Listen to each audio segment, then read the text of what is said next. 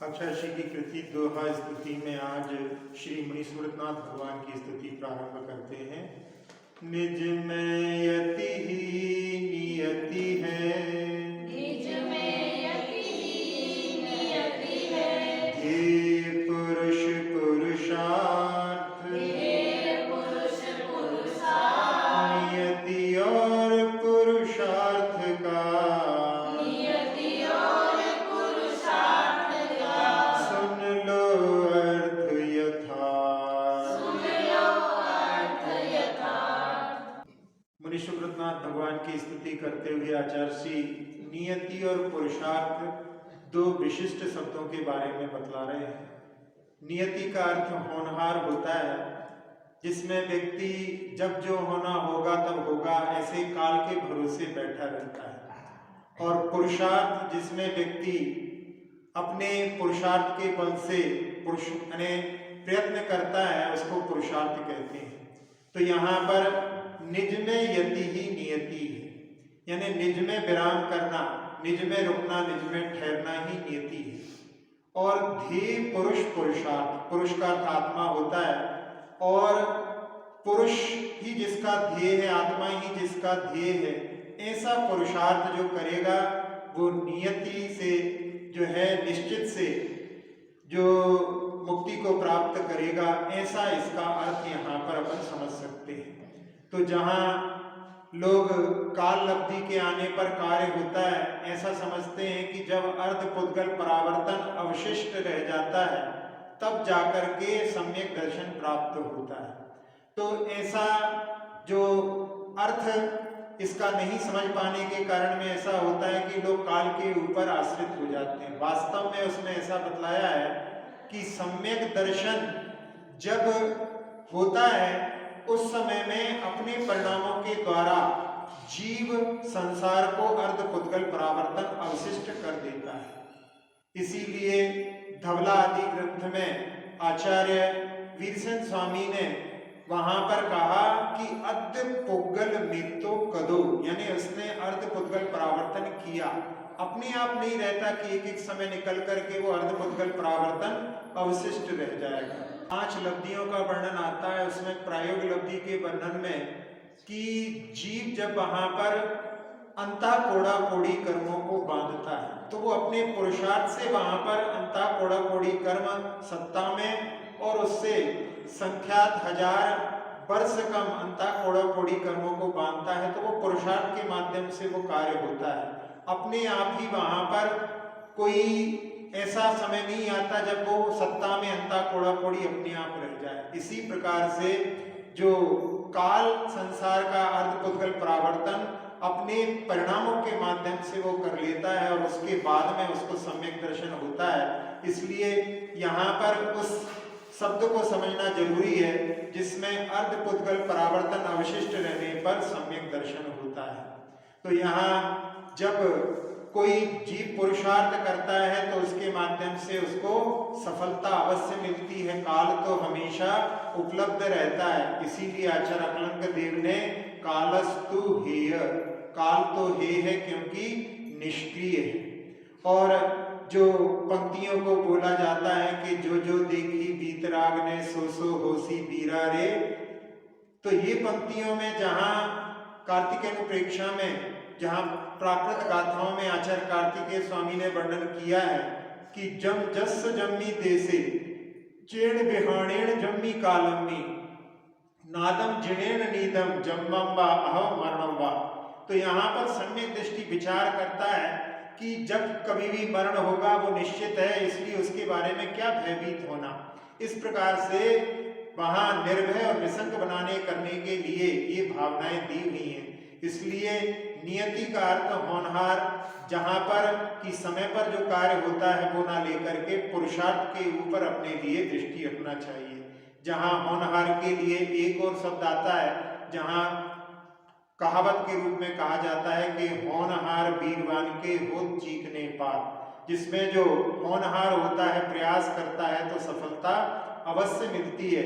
इसलिए यहाँ पर नियति यानी होनहार के भरोसे बैठना ठीक नहीं। जिनागम में कहीं पर भी इस प्रकार का उपदेश नहीं दिया गया। जिनागम में तो हमेशा पुरुषार्थ के लिए उपदेश दिया है, इसलिए यहाँ पर आचार्य जी ने ये नियति और पुरुषार्थ, जिसमें अपनी आत्मा को प्राप्त करने का जो पुरुषार्थ होता है, ध्येय जिसमें पुरुष यानी आत्मा होता है, ऐसे समीचीन अर्थों को समझ करके काल के भरोसे नहीं बैठना चाहिए, ये प्रेरणा अपने को लेना है। लौकिक सुख पाने कभी, लौकिक सुख पाने कभी, श्रमण बनो मत भ्रात, श्रमण बनो मत भ्रात, मिले धान्य जब कृषि करें, मिले धान्य जब कृषि करें, घास आप मिल जाए। घास आप मिल जाए। यहाँ पर आचार्य जी कह रहे हैं कि लौकिक इच्छा लेकर के जैसे तप नहीं किया जाता, उसी प्रकार से श्रमण बनने के लिए भी पुरुषार्थ नहीं करना चाहिए। ये मार्ग तो कष्ट सहिष्णुता का है, जहाँ ख्याति लाभ पूजा आकांक्षा की भावना लेकर के जो कार्य किया जाता है वो निंदनीय माना जाता है। आप लोगों ने आगम का वो प्रसंग सुना होगा जिसमें एक पुरुष जो कि व्यसनों में लिप्त था, राजा के यहाँ चोरी करने गया हुआ था और राजा को रात में नींद नहीं आ रही थी।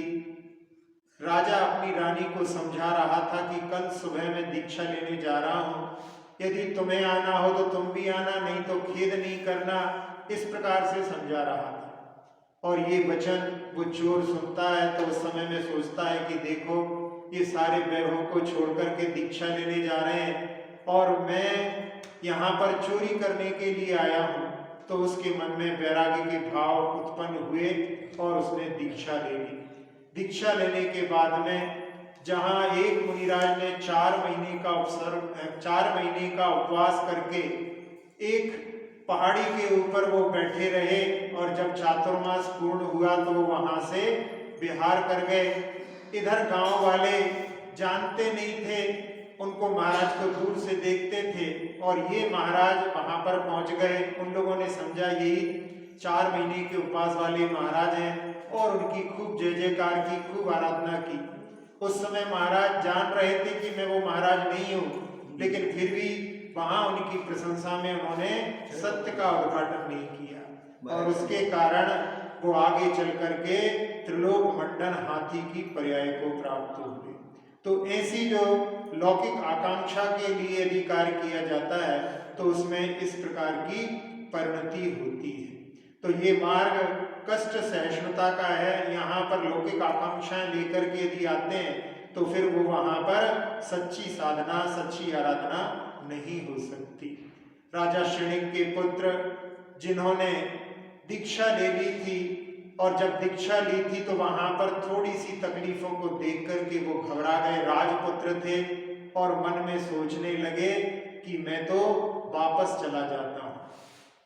जब गौतम गणधर स्वामी जो कि 63 रिद्धियों के धारी हैं और मन पर्याय ज्ञान के माध्यम से उन्होंने उनके मन की बात को जाना तो उनके लिए संबोधन देते हुए कहा कि तुम अपनी पूर्व की पर्याय को देखो। पूर्व की पर्याय में तुम हाथी की पर्याय में थी और जंगल में आग लगी हुई थी। उस जंगल में सारे पशु एकत्रित होकर के एक जगह पर सरोवर के पास में जहां पर आग नहीं पहुंच पाई थी, सारे वहां पर इकट्ठे थे और इसी बीच में तुम्हें खुजली हुई। तुमने अपने पैर को ऊपर उठा करके और खुजली का कार्य संपन्न किया और इसी बीच में जहां पर तुम्हारा पैर रखा था वहां पर एक खरगोश आकर के बैठ गया और जब तुमने देखा कि वापस पैर रखूंगा तो वो खरगोश मरण को प्राप्त हो जाएगा, तो तुम तीनों पैरों पर ही बहुत लंबे समय तक खड़े रहे और जब आग बुझ गई तब उस समय में सारे पशु चले गए। तुमने अपने पैर को रखने के लिए प्रयास किया, लेकिन जब तक तुम्हारा पैर अकड़ चुका था और उसके कारण में तुम्हारा निधन हो गया, मरण हो गया। तो तुमने उस समय में ऐसे कष्टों को सहन किया था, उसके माध्यम से तुमने इतनी उन्नति की और अब थोड़ी सी तकलीफों को देख करके घबरा रहे हो। जहाँ पर उनकी दीक्षा हुई थी वहाँ पर उनका क्रम बहुत नीचे था, बाकी अन्य साधु जब निकलते थे तो उनकी किसी की लात भी लग जाती थी। इस प्रकार की परेशानी से वो वहां पर गाफिल होकर के वापस होने की सोच रहे थे। तब उनके लिए गौतम गणधर स्वामी ने इस प्रकार से संबोधन दिया था। तो यहाँ आचार्य श्री ने लिखा है कि जो लौकिक सुख की आकांक्षा रखता है वो जो है सही साधना नहीं कर पाता। और कह रहे हैं कि जब कोई कृषि करते हैं तो धान्य के लिए कृषि की जाती है, घास तो अपने आप ही मिल जाता है, और लौकिक जो सामग्रियां रहती हैं वो अपने आप प्राप्त होती हैं। उनके लिए जैसे कोई यदि कृषि घास के लिए करे तो वो प्रशंसनीय नहीं कहलाती। मुनि बन मैं निरत, हो मुनि अति बिन स्वार्थ, मुनि व्रत का उपदेश दे, हमको किया कृतार्थ। मुनि सुब्रतनाथ भगवान को हाथी को देख करके वैराग्य हुआ था, और जब उन्होंने मुनि बनकर के और मुनिपन में निरत होकर के और उस समय जो साधना की थी, इसलिए उनकी स्तुति करते हुए आचार्य जी कह रहे हैं कि इस प्रकार से जो मुनिराज साधना करते हैं वो बिना स्वार्थ साधना करें, यानी उनका कोई लौकिक इच्छा लेकर के, कोई अपना स्वार्थ लेकर के साधना का कार्य ना हो। मुनि पद का जो कार्य होता है वो परमार्थ का धर्म होता है। और जब उन्होंने उस मुनिपन में निरत होकर के और जब केवल ज्ञान को प्राप्त किया तो उन्होंने मुनि व्रत का उपदेश दे करके हम सभी भव्य जीवों के लिए उपदेश दे करके कृतार्थ किया। तो यहाँ जिस स्वार्थ से ऊपर उठने के लिए कहा गया है, उसमें जब कोई स्वार्थ के साथ में कोई आराधना करता है तो वो जो है समीचीन आराधना नहीं होती, इस बात को बतलाया है। जहाँ मुनि व्रत का उपदेश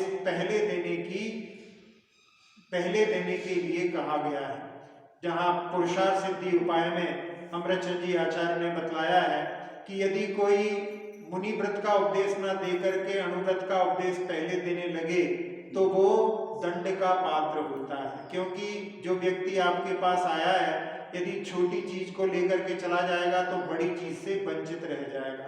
इसलिए पहले मुनि व्रत का उपदेश दिया है, यदि वो उसमें नहीं लेने के लिए तैयार हो तब उसके लिए अनुव्रतों का उपदेश देने के लिए कहा है। तो यहाँ मुनि व्रत का उपदेश दिया, और वो उपदेश भी इसलिए दिया है कि जिससे मुनि व्रत का पालन परमार्थ के साथ में हो, अपना कोई लौकिक स्वार्थ ना हो। एक मुनिराज जिनके पुत्र भी मुनि थे और साथ साथ में बिहार चल रहा था, ग्रीष्म काल का बिहार था, और ग्रीष्म काल में ऊपर से सूर्य तप रहा था और नीचे से धरती तप रही थी। ऐसे मौसम में बिहार चल रहा था, कंठ पूरा सूख चुका था, और जो पुत्र मुनि थे उन्होंने कहा कि मुझे बहुत तीव्र प्यास लग रही है, अब मेरे से एक कदम भी आगे बढ़ते नहीं रखा जा रहा। तो उस समय पिता मुनि ने सोचा कि आगे सरोवर दिखाई दे रहा है, यदि मैं साथ में रहूंगा तो ये अपनी प्यास को सरोवर में नहीं मिटाएंगे और ये प्राण त्याग देंगे, यदि मैं नहीं रहूंगा तो अकेले में इनका सरोवर के पानी को देख करके अपनी प्यास को मिटाने का भाव हो सकता है, बाद में प्रायश्चित लेकर के ये इस प्रकार से कार्य कर सकते हैं। ऐसा सोच करके उन्होंने अपने पुत्र जो मुनि थे उनसे कहा कि मैं थोड़ी दूर आगे जा करके बैठता हूँ, तुम जो है धीरे धीरे आओ। और वो आगे निकल गए।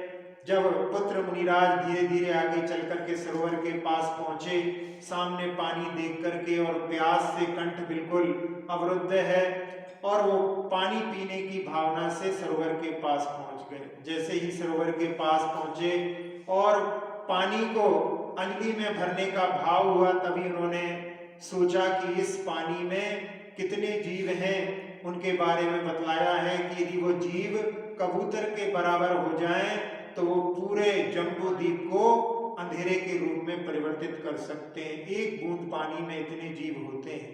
ऐसा सोच करके उन्होंने कि ऐसे पानी को जिसको कि मैंने त्याग कर दिया है, ऐसे जीवों की हिंसा को मैं तो प्रासुक ही जो है अन्य जल को ग्रहण करता हूँ, वो भी किसी के द्वारा दिया हुआ बिना दिया हुआ ग्रहण नहीं करता हूँ। ऐसा सोच करके उन्होंने अपने भावों को संभाला और समता के भावों से उन्होंने अपने प्राण का विसर्जन किया।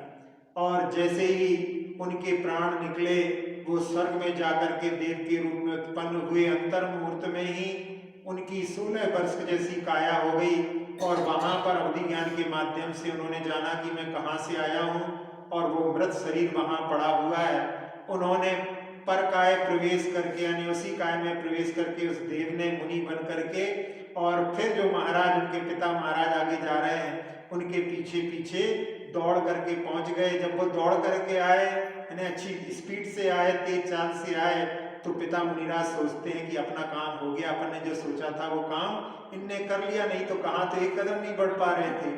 और ऐसा करते करते वो जाकर के अपने जो गुरु के पास में पहुंचे। गुरु के पास पहुंचने के बाद में सब मुनिराज एक दूसरे को नमोस्तु करते थे, लेकिन उनके पुत्र मुनि ही अपने पिता को नमोस्तु नहीं करते थे। तो उन्होंने पूछा कि तुम मुझे नमोस्तु क्यों नहीं करते हो? तो उन्होंने कहा कि आप हमें पीछे क्यों छोड़ाए थे? आपने सोचा कि मैं पानी पी लूंगा, ऐसा करना आपका कि धर्म के विरुद्ध कार्य करने के लिए मुझे अकेले छोड़ देना ठीक नहीं है, ये स्वार्थ के लिए आपने ऐसा किया था। उस समय में उन्होंने प्रायश्चित लिया और उसके बाद में उसने बताया कि उनका मृत शरीर तो वो जो है वहीं छूट गया था, मैं तो देव था और मैं वापस जाता हूँ। तो इस प्रकार से यहाँ जहाँ लौकिक स्वार्थ के लिए साधना की जाती है वो समीची नहीं होती है, वो अपन इस काव्य के माध्यम से देख सकते हैं। अब आखिरी काव्य में मातृभावना मम रही, मातृभावना मम रही, मुनि व्रत पाल यथा, मुनि व्रत पाल यथा, मैं भी मुनि सुव्रत बनूं, मैं भी मुनि सुव्रत बनूं, पावन पाए पदा। आचार्य जी इसमें कह रहे हैं कि हमारी केवल इतनी ही भावना है कि मुनि व्रतों को यथार्थ रूप से पाल सकूं और उनका पालन करके मैं भी मुनि सुव्रत बनूं, यानी उत्तम व्रतों वाला मुनि बनूं और भगवान की पदवी को भी प्राप्त करूं, क्योंकि ये पदार्थ जो प्राप्त किया है वो पवित्र है। ऐसे पवित्र पदार्थ को प्राप्त करके भगवत्ता प्राप्त करूं, ऐसी भावना है। जहाँ आचार्य जी इस भावना को लिख रहे हैं और उनकी चर्या जिसको देख करके लोग समझते हैं कि उनकी चर्या में मूलाचार झलकता है। अपन उनके कुछ चर्या के विशिष्ट गुणों के बारे में यदि चर्चा करें तो सबसे पहले ईर्या समिति के बारे में, जब आचार्य जी चलते हैं तो 4 हाथ जमीन देख करके विशेष रूप से चलते हैं। जब वो शिखर जी से कलकत्ता गए थे और कलकत्ता में जब उनका प्रवेश हुआ, कलकत्ता में कहते हैं उस समय पहली बार हावड़ा ब्रिज बंद हुआ था। उस पर हमेशा जो है आवागमन होता है, लेकिन जब आचार्य जी गए थे तो पहली बार वहां पर उनका आवागमन जो है वहां पर रोका गया था। लोगों का, साधारण लोगों का संग वहां से गया था। और जब अगले दिन पेपर में खबर छपी थी तो एक पत्रकार ने लिखा था कि एक ऐसा अनोखा साधु इस कलकत्ता में आया है जिसने किसी को नहीं देखा लेकिन जिसको सबने देखा। तो उनकी इस चर्या के माध्यम से, क्योंकि वो 4 हाथ जमीन देख करके नीचे चलते हैं, इधर उधर उनकी नजर नहीं जाती, ऐसी उनकी ईर्या समिति होती है। भाषा समिति के बारे में वो हमेशा हित मित प्रिय बोलते हैं। एक बार वो किसी विषय पर चर्चा कर रहे थे, बहुत सारे लोग बैठे हुए थे, उनको समझा रहे थे कि आप ये पुस्तक सोने की चिड़िया जरूर देखना। उसके आगे भी कुछ नाम था लेकिन वो उसका नाम उच्चारण नहीं करना चाहते थे, और बाद में कोई व्यक्ति भी वहां पर बैठा हुआ उस नाम को पूर्ण कर रहा था।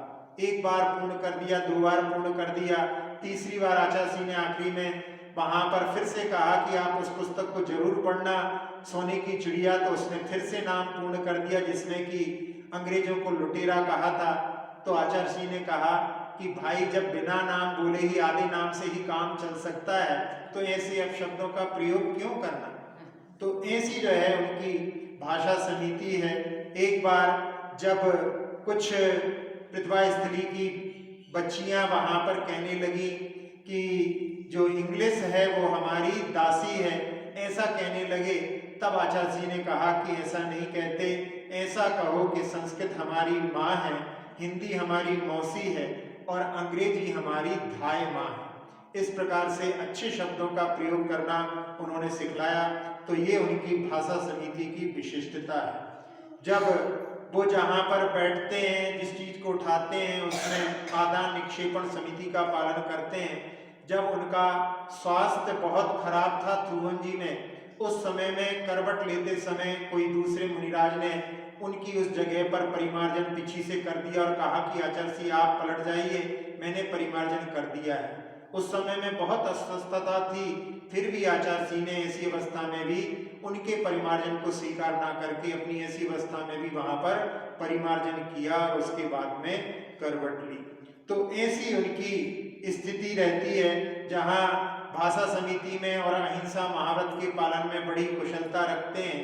एक बार कोई व्यक्ति पूछने लगा कि वास्तु का भी क्या प्रभाव पड़ता है, तो आचार्य श्री मौन रहे और बाद में पता पड़ा कि वो व्यक्ति जो पूछ रहा था उनका लड़का मकान बनवा रहा था, उसने बहुत सारा कंस्ट्रक्शन कर लिया था।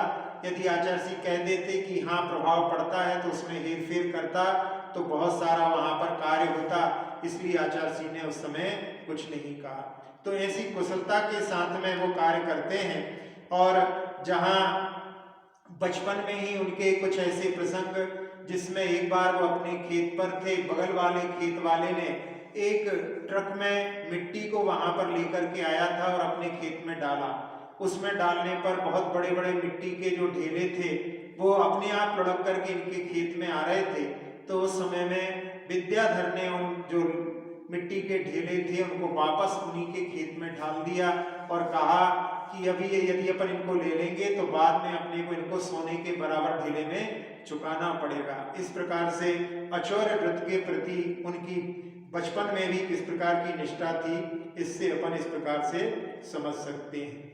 एक बार उनकी ऐषणा समिति के बारे में कि जब आहार कर रहे थे तो जिस व्यक्ति ने जल चलाया था वो इतना गर्म था कि स्वयं उस जल को वो कपड़े के माध्यम से पकड़े हुए था और गरम गरम जल उनके हाथों में चला दिया और इतना गरम जल था कि वो हाथ जलने लगे। हाथ छोड़ करके आचार्य जी वहां पर जो है बिना आहार किए हुए बैठ गए और उस समय वो वहां पर कहता है तो आचार्य जी कहने लगे तुम तो केवल निमित्त मात्र हो, ये तो मेरे ही तीव्र कर्म का उदय था।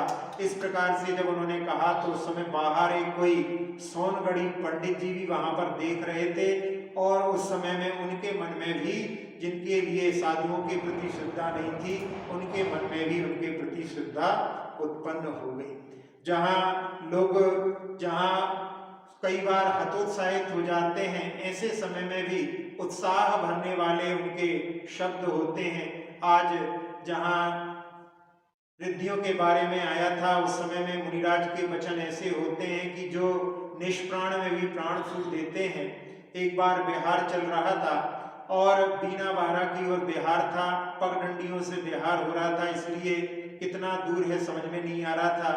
काफी विलंब हो रहा था पगडंडियों में, तो वहां मोबाइल से लोग बात कर रहे थे। सामने वाला पूछ रहा था कि आप कहाँ पर हो, तो कह रहे यहाँ पर कोई किलोमीटर का माइलोमीटर आदि तो दिखाई देता नहीं है, क्या बताएं कहाँ पर हैं। तो उस समय में आचार्य जी ने हंसते हुए कहा कि ये कह दो कि हम 12 की ओर हैं और 12 बजने की ओर हैं। ऐसा कह करके उन्होंने कविता के रूप में कहा तो सब लोगों के चेहरे पर हंसी आ गई और थोड़ी ही देर में जहां गंतव्य था वहां पहुंच गए। लेकिन उनके ऐसे विपरीत समय में भी शब्द वहां पर ऊर्जा को भरने वाले थे।